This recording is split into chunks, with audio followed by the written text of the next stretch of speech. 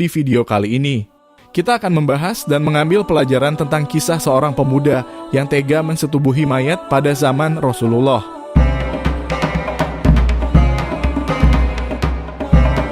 Ada seorang pemuda Madinah yang pekerjaannya sebagai penggali kubur. Pemuda ini gemar mencuri barang-barang berharga yang dikuburkan bersama mayat. Tindakan ini dilakukan ketika keluarga jenazah meninggalkan kuburan. Dia gali kuburan itu kembali untuk mengambil barang-barang berharga yang ikut dikuburkan bersama mayat. Dia akan mengambil kain kafan mayat jika kain itu dianggap berharga. Pada suatu hari dia menggali kubur untuk jenazah seorang gadis nan cantik jelita. Begitu suasana sepi, ia menggali kembali kuburan gadis itu. Ia ambil kain kafannya. Matanya nanar melihat indahnya tubuh sang gadis. Ia pun melampiaskan syahwatnya kepada mayat tersebut. Usai menggauli mayat itu, pemuda ini sangat gelisah. Ia merasa dikejar-kejar dosa. Ia pun datang ke masjid Rasulullah di Madinah. Di sana ia ketemu Umar bin Khattab. Setelah mengucapkan salam kepada Umar, ia bertanya dengan cemas dan hati-hati. "Apa pendapat Anda jika ada seseorang yang berzina?" tanya pemuda itu. "Jika dia sudah menikah, ia dihukum rajam sampai mati. Jika ia belum pernah menikah, maka akan dicambuk 100 kali dan diusir dari kampung selama 1 tahun, jawab Umar tegas. "Lalu bagaimana jika seseorang itu menzinai mayat dan ia belum menikah?" tanya pemuda itu. Sejurus kemudian Umar terdiam. Bulu kuduknya berdiri mendengar pertanyaan pemuda tersebut. "Sungguh keterlaluan, saya tidak bisa membayangkan sebesar apa dosanya. Siapa gerangan orang yang melakukan perbuatan keji seperti itu?" tanya Umar gusar. "Saya sendiri wahai Umar, apakah Allah masih mau mengampuni perbuatanku?" sang pemuda mulai bimbang. Umar terdiam. Ia masuk ke dalam masjid dan ia menangis. Rasulullah yang berada di masjid heran melihat kondisi Umar yang demikian itu. Setelah mengucap salam, Rasulullah bertanya kepada Umar apa yang membuat dirinya bersedih seperti itu. "Di luar saya menjumpai seorang pemuda yang membuat bulu kuduk saya berdiri dan ia ingin bertobat dari dosanya," jawab Umar. Utsman bin Hasan bin Ahmad Asy-Syakir Al-Kahaubawi dalam kitabnya berjudul Durratun Nasin menceritakan selanjutnya Rasulullah memerintahkan Umar bin Khattab untuk mengajak masuk pemuda tadi. Sang pemuda menangis terseduh-seduh sehingga membuat Rasulullah penasaran. "Mengapa engkau menangis wahai anak muda?" tanya Rasul. "Aku terlalu banyak dosa, aku takut jika Allah akan marah kepadaku ya Rasul," jawab pemuda itu. "Apakah engkau telah menyekutukan Allah dengan sesuatu atau engkau membunuh orang yang tidak bersalah?" tanya Rasulullah. "Tidak ya Rasul, saya tidak pernah melakukan kedua perbuatan itu," jawab sang pemuda. Rasulullah berusaha menghibur anak muda itu. "Ketahuilah olehmu anak muda, Allah akan mengampuni dosamu sekalipun dosamu sebesar 7 kali lipat langit dan bumi. Apakah dosamu sebesar Ummul Kursi?" tanya Rasulullah. "Lebih besar dari itu ya Rasul," jawab pemuda itu. "Apakah sebesar Arsy?" tanya Rasulullah penasaran.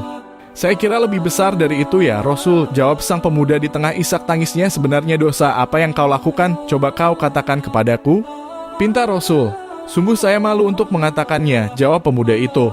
"Jika tidak kamu katakan maka dosa itu akan tetap membebani jiwamu," bujuk Rasulullah. Pemuda itu terdiam. Kepalanya menunduk melihat lantai masjid. Ia mulai memberanikan dirinya untuk mengatakan apa yang telah ia perbuat. 7 tahun saya bekerja sebagai penggali kubur. Suatu ketika ada mayat kaum Ansor. Ia masih gadis dan sangat cantik.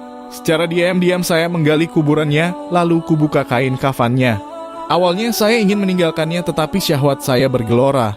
Maka aku lampiaskan syahwatku dengan menzinahi mayat itu sampai puas. Setelah itu saya tinggalkan begitu saja.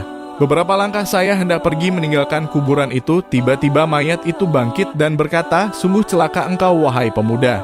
Apakah engkau tidak malu kepada Tuhan yang kelak membalasmu di hari kiamat?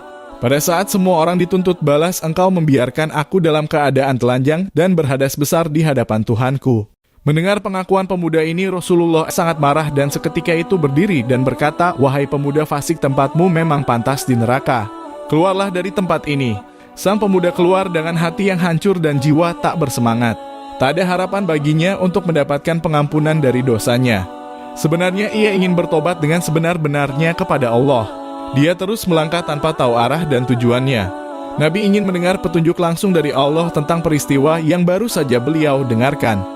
Di sisi lain, pemuda itu kemudian pergi menyendiri dalam sebuah gua di gunung. Di sana dia menangis meminta ampun kepada Allah. Dia bersumpah tak akan keluar dari gua sebelum Allah memaafkannya dan menyampaikan ampunannya itu lewat Rasulullah. Setelah 40 hari, tubuh dan wajah pemuda itu berubah drastis. Selama di dalam gua, dia hanya bertahan hidup dengan makanan yang dia temukan dalam gua. Ia berdoa, "Oh Tuhannya Nabi Muhammad, Tuhan Nabi Adam dan Hawa, jika aku telah Engkau ampuni, sampaikanlah kepada Nabi Muhammad dan para sahabatnya. Namun jika kau menolak tobatku ini, bakarlah aku di dunia dan bebaskan aku dari siksa di akhirat. Sungguh saya tidak akan sanggup menerima siksamu di akhirat kelak." Bersamaan dengan itu Allah mengutus malaikat Jibril untuk menemui Rasulullah. "Wahai Muhammad, Allah menyampaikan salam kepadamu dan Allah bertanya, apakah engkau yang menciptakan makhluk?" Tanya malaikat Jibril. "Allah yang menciptakan diriku dan semua makhluk," jawab Rasulullah. "Apakah engkau yang memberikan rezeki kepada mereka?" Tanya Jibril. "Tidak, hanya Allah yang mampu memberikan rezeki kepada makhluknya," jawab Rasulullah. "Apakah engkau yang menerima tobat mereka atau engkau yang menghukum mereka atas dosa-dosa mereka?" Tanya malaikat Jibril. "Maha suci Allah yang maha memberi pengampunan," jawab Rasulullah. "Wahai Muhammad, Allah berfirman, maafkanlah hambaku karena aku telah mengampuninya," kata malaikat Jibril. "Dan juga orang-orang yang apabila mengerjakan perbuatan keji atau menganiaya diri sendiri, mereka ingat akan Allah, lalu memohon ampun terhadap dosa-dosa mereka, dan siapa lagi yang dapat mengampuni dosa selain daripada Allah.